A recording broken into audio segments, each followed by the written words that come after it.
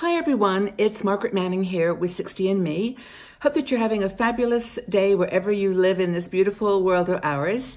But perhaps you're thinking about moving abroad in retirement. Now, Jennifer Stevens is the executive editor of International Living, and she wrote an article for us listing 5 places in Europe that you might want to consider retiring abroad.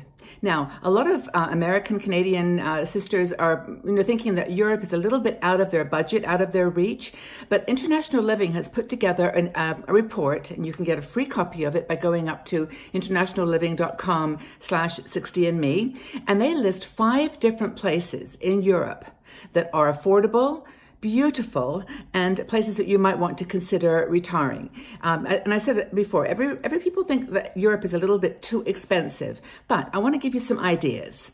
Now, I have actually been to several of the places that Jennifer mentioned, so I can speak from my own personal experience as to the lifestyle and the food and just general ambience of the place. But International Living, of course, has people on the ground who do an examination of the different cities and report back on the real questions that you might want to ask yourself. Now, in the article on the website, it's got all the different people that they refer to, lots of more detail, but I'll just give you a summary, and then you can think about it in a bit more detail. So there's so much that we don't know about Europe, but it is honestly the most amazingly varied and beautiful part of the world, in my opinion. It's got beautiful history, architecture, lifestyle and culture, and just proximity to so many beautiful, physically beautiful places. Now, the first city that the International Living mentions in the article is a place called Aix-en-Provence. Now, I'm probably not pronouncing that right, but Aix-en-Provence, it's in the south of France. It borders right on the Mediterranean, and it's a small town, pretty much well known for the artists who came there. The light is spectacular in that part of the world. Van Gogh and let's see who else was there. Matisse, Picasso, they all spent time in that part of France because it's just so incredibly beautiful.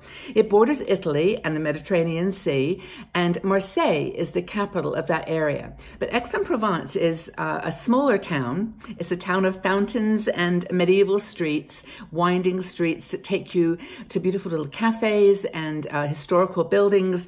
And because it's so close to the Italian border, you can travel around that part of Europe from a base in Aix-en-Provence. It's got a buzz. It's an amazing little place. It's on the itinerary for a lot of river cruises, but you can go there and explore it, see if you really like that part of the world. And according to International Living, Jennifer Stevens' article, you can live there for about $2,700 a month. And that includes your rent, your living expenses, healthcare, everything. $2,700 for a couple. So I think that's, for a lot of people, a very reasonable amount. And so Aix-en-Provence is the first one in France. The second is Alicante in Spain. Now, I had been to Alicante many times because we had family there when I was married, and we went to visit 2 or 3 times a year sometimes, and it was amazing. It is a beautiful little town. Now, we actually went to Denia and Javia, which are just down the coast from Alicante. But Alicante is a gorgeous, gorgeous spot. Now, in the summer, it's a fairly small population, but in the summer, it is just packed with tourists. It's a party, celebration place. They have festivals and activities that are just so much fun. And the weather, of course, is gorgeous. In the winter, the temperature still doesn't drop much below 50 degrees Fahrenheit. And in the winter, it's more serene and quiet. And, it's a very beautiful living town. A lot of co-living spaces are coming up there, places to work remotely. So you can, if you have a business or want to set something up in a place that's good, it has good internet and good infrastructure, Alicante might be a place to consider. Now, you could live there for around $2,500, $2,300, in fact, they say, a month. And that's for a couple. Again, all expenses. So Alicante is another interesting option.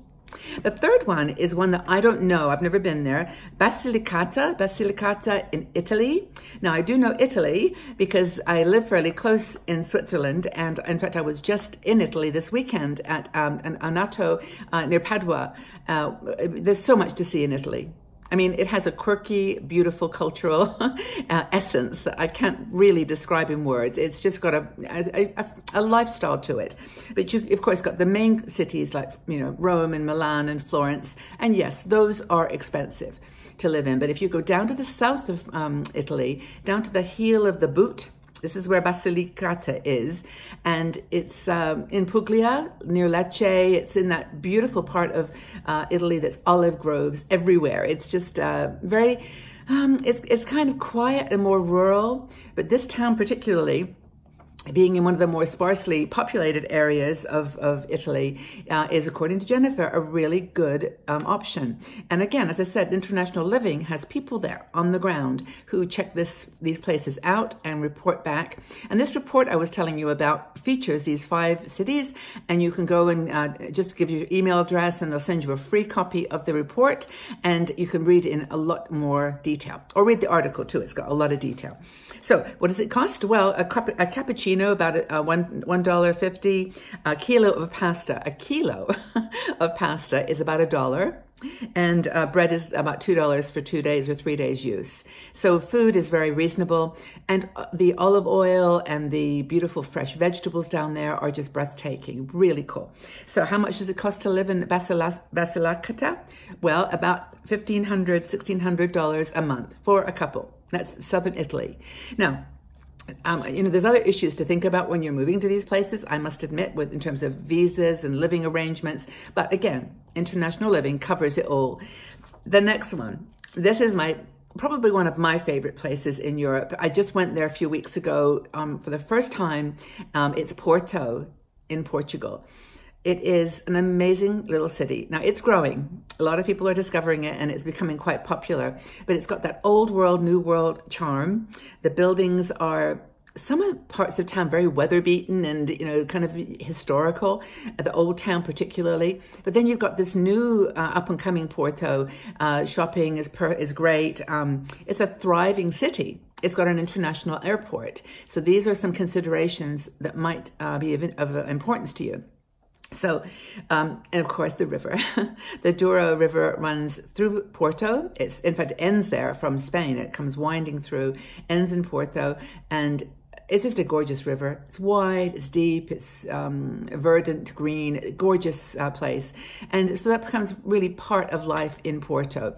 And the cost of living, well, I was astonished really at the low price of food. Like an espresso coffee is $1. $1.10, really, really reasonable and good coffee, not you know, just from a filter. It's really fresh made. Let's say what else? Cafes. Oh, the bookstore. There's a bookstore there called Lello. It's an old bookstore. It is actually reported to be one of the 5 most beautiful bookstores in the world.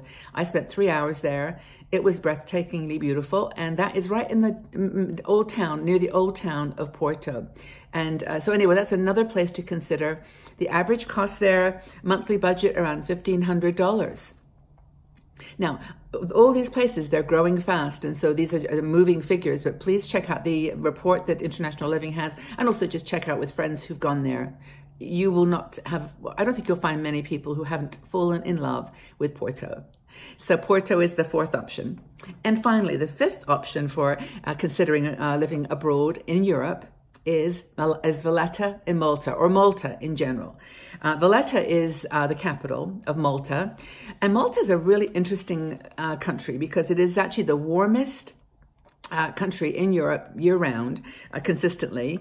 It's got wonderful hiking and coastal pathways. Valletta is an old town, very hilly, beautiful shops and cafes. It gets a lot of tourists because during the summer, the cruise ships tend to stop in Valletta. But of course, when you live in a place, it's different. They come and go and you're there. And it's a really kind of a nice feeling, I think, when everyone goes home and you're to their boats and to their places or their ships, and you are there living.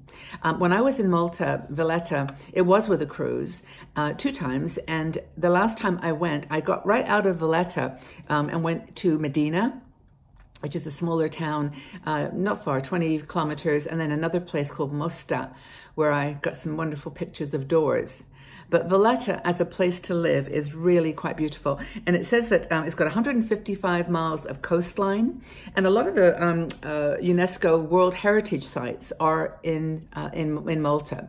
So definitely Valletta is a fifth option if you're thinking about retiring in Europe. So what else? Cost about $2,600 per month. It's very popular with expats because English is spoken widely, and it's a very easy place to blend in without learning a second language. Portugal, for example, you would be benefiting from learning the language. And in France, of course, and Italy, there's an opportunity to learn a new language. So great food, great history, culture, diversity. Europe is honestly, in my opinion, a place to consider if you want to live abroad in your retirement for a little bit less money and you want just a different environment, a different place. So check out internationalliving.com/60andme. There's a report there on these 5 European cities. I've already told you what they are, but this gives you much more detail. And I guess I'd like to ask you, what are you thinking? I mean, do you think, were you misinformed that it might be more expensive to retire in Europe? And which country appeals to you? France, Italy, Malta, Portugal? Which one kind of holds in your heart? I'd love to know. Anyway, those are just some ideas. I hope that you found this a fascinating article. Jennifer, thank you for the article. It is really much longer than I've talked about here. Lots of details. So go and check it all out online on our website. And thank you so much for being here and for your support. And I look forward to hearing your feedback on which of these European cities really appeals to you.